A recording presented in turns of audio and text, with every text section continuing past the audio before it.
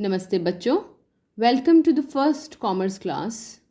देखिए बच्चों, 10th के बाद 11th में हमारी लाइफ में एक बहुत बड़ा बदलाव आता है। क्यों? क्योंकि ये वो समय होता है जब हम अलग अलग रास्तों में से एक रास्ता चुनते हैं। अलग अलग रास्तों का क्या मतलब है? जैसे कि 10th के बाद में हमें ये डिसाइड करना पड़ता है कि हम कॉमर्स लेंगे, हम साइंस लेंगे या हम ह्यूमैनिटीज़ की तरफ जाएंगे। ये स्ट्रीम्स हमारी आगे की ग्रोथ का आधार बनती हैं। देखिए बच्चों, जो बच्चे अपने घरों में अपने पेरेंट्स के साथ रहते हैं, उन्हें तो गाइड करने के लिए उनके पास उनके माता पिता, भाई बहन और दोस्त होते हैं जो उन्हें सही राह चुनने में उनकी मदद करते हैं। लेकिन क्योंकि यहाँ आप अपने घर से दूर हैं, अकेले रहते हैं, इसलिए हमारी ड्यूटी थोड़ी डबल हो जाती है। कैसे? ये कि हम आपको एज अ टीचर तो समझाएं ही, लेकिन एज अ पेरेंट्स भी आपको गाइड करें। देखो बच्चों, कॉमर्स टीचर होने के नाते मेरा ये दायित्व बनता है कि मैं आपको ये बताऊं कि कॉमर्स की फील्ड में आप अपना करियर कैसे संवार सकते हैं। इसलिए आज हम करियर इन कॉमर्स के बारे में बात करेंगे। देखो, बहुत सारी चीज़ें हैं, बहुत सारी फील्ड्स हैं कॉमर्स में जहाँ पर हम जा सकते हैं। मैंने यहाँ पर चीज़ों को अलग अलग कैटेगरीज़ में क्लब किया है। जैसे कि अगर आप सोचें कि सिर्फ अगर आप 12th के बाद कुछ करना चाहते हैं, अगर 12th के बाद में आप कंप्यूटर कोर्स कर लेते हैं तो आप एज अकाउंटेंट किसी कंपनी में काम कर सकते हैं।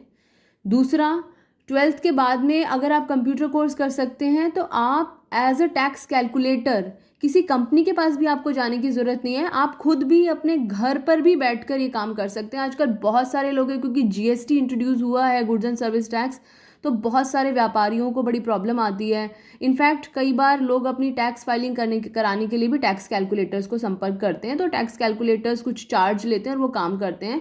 तो ये टैक्स कैलकुलेशन का काम हम सीख के ये वाला काम भी कर सकते हैं। बहुत ही अच्छा काम है आज के समय में। इसके अलावा 12th के बाद में अगर हम अपना थोड़ा पर्सनालिटी डेवलपमेंट कर लेते हैं, थोड़ा अपना इंग्लिश पर जोर देते हैं, तो हम इंश्योरेंस एजेंट के रूप में काम कर सकते हैं। यही नहीं, खाली इंश्योरेंस एजेंट ही नहीं, एक कोर्स होता है एक्चुरियल सोसाइटी ऑफ इंडिया का, अगर हम उसको कर लेते हैं तो हम इंश्योरेंस कंपनीज में भी अपॉइंट हो सकते हैं। इसके अलावा 12th के बाद यदि हम कंप्यूटर कोर्स कर लेते हैं तो आजकल बहुत सारे बैंक्स हैं, उन बैंक्स में भी हम अप्लाई कर सकते हैं और बहुत ही आसानी से और बहुत जॉब्स हमें आसानी से मिल सकती हैं। ये तो बात हुई कि अगर हम केवल 12th के बाद में हम कुछ करना चाहते हैं तो। अब बात करते हैं अगर हम बीकॉम की तरफ मूव करते हैं तो बीकॉम प्लस कंप्यूटर कोर्स करते हैं तब भी हम एक अकाउंटेंट बन सकते हैं, हम कंपनी ज्वाइन कर सकते हैं।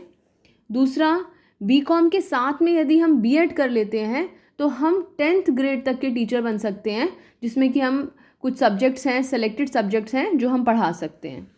अगर हम थोड़ा एडवांस लेवल के टीचर बनना चाहते हैं, जैसे कि यदि मैं 11वीं और 12वीं को पढ़ाती हूँ तो उसको पढ़ाने के लिए हम बीकॉम कर सकते हैं। उसके बाद में हम एमकॉम करके बीएड कर सकते हैं, तो हम 11वीं और 12वीं को पढ़ाने वाले पीजीटीज़ बन सकते हैं, पोस्ट ग्रेजुएट टीचर्स बन सकते हैं। इसके अलावा अगर हम थोड़ा और ऊंचाइयां छूना चाहते हैं तो हम बीकॉम के साथ में एमकॉम करके नेट का एक एग्ज़ाम होता है, नेशनल एलिजिबिलिटी टेस्ट, उसको क्लियर करके हम कॉलेज में लेक्चरर भी बन सकते हैं। आजकल बहुत सारे प्राइवेट कॉलेजेस भी हैं जहाँ पर कि लेक्चरर्स की डिमांड है। 12th के बारे में मैंने आपसे डिस्कस किया ही है कि अगर आप आगे नहीं जाना चाहते हैं तो 12th के बाद में भी आपके बहुत सारे करियर ऑप्शंस हैं। इसके अलावा बीबीए है, कुछ प्रोफेशनल कोर्सेज हैं जिनके नाम मैंने यहाँ पर लिखे हैं। बीबीए तो बहुत पहले से चला आ रहा है। ये आप कोर्स करके आप एज मैनेजर अपॉइंट हो सकते हैं किसी कंपनी में। ये एक नया कोर्स है, बीबीए प्लस एलएलबी, दो कोर्सेज का समावेश है ये। इसमें मैनेजर प्लस लॉयर। देखिए, आजकल कंपनीज जो हैं एक साथ दो लोगों को रखने की बजाय वो प्रेफर करते हैं कि एक ही व्यक्ति हो जिसमें दोनों के गुण हों, यानी कि वो व्यक्ति मैनेजर भी बन सके और व्यक्ति लॉ का भी काम संभाल सके। तो आजकल ये नया कोर्स चला है बीबीए एलएलबी के नाम से। 5 इयर्स कोर्स है। ये करने के बाद में कंपनीज अपॉइंट इंस्टीट्यूट्स में आती हैं, कॉलेजेस में आती हैं और वहाँ से कॉलेज रिक्रूटमेंट के माध्यम से भी बच्चों को ले जाती हैं। इन सब के अलावा कुछ एरियाज़ हैं जो कि सभी उसके लिए खुले हुए हैं, जैसे कि जर्नलिज्म है, होटल मैनेजमेंट है, इनमें हम जा सकते हैं, अप्लाई कर सकते हैं। एक और कोर्स है bachelor in travel and tourism, इसके कुछ डिप्लोमा कोर्सेज भी हैं। ये तो बैचलर तो डिग्री है, कुछ डिप्लोमा कोर्सेज भी हैं ट्रैवल एंड टूरिज्म के। देखो, मैंने आपसे अभी हाई फाई कोर्सेज के बारे में बात नहीं किया है, लेकिन अगर जो बच्चे मैथ्स ऑप्ट करते हैं तो वो सीए के लिए जा सकते हैं, जो कि बहुत ही अच्छा कोर्स है। सीएस कंपनी सेक्रेटरीज, इसके लिए मैथ्स की ज़रूरत नहीं होती है। इनमें से वैसे तो बहुत सारे, अधिकतर के लिए मैथ्स की आवश्यकता नहीं है। तो अगर आप सीए करना चाहते हैं तो उसके लिए आपको मैथ्स की आवश्यकता है। सीएस कर सकते हैं और आप आईएएस के क्षेत्र में भी जा सकते हैं, उसमें भी कोई मनाही नहीं है। तो ये सारी जॉब ऑप्शंस अवेलेबल है। मेरा तो ये मानना है बेटे कि हमें हमेशा अपने आप को मजबूत करके रखना चाहिए। बाकी तो सब चीज़ें हमारी किस्मत पर भी निर्भर करती हैं, लेकिन अगर हमने मेहनत करी है, हमारी तरफ से कोई कमी नहीं है, तो हमारा कर्म भी हमारे भाग्य को बदलता है, ऐसा मेरा मानना है। तो अपने आप को इतना स्ट्रांग करके रखें, अपने हाथ, हमारे पास इतनी पावर होनी चाहिए। वो पावर क्या होती है? हमारे पास कितनी नॉलेज है, हमने क्या कोर्स किया है।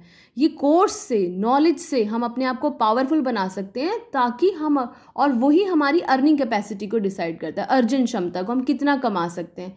तो आप देख सकते हैं, अपने आप को चूज़ कर सकते हैं कि आप इनमें से कहाँ पर फिट होना चाहते हैं। Choice is yours.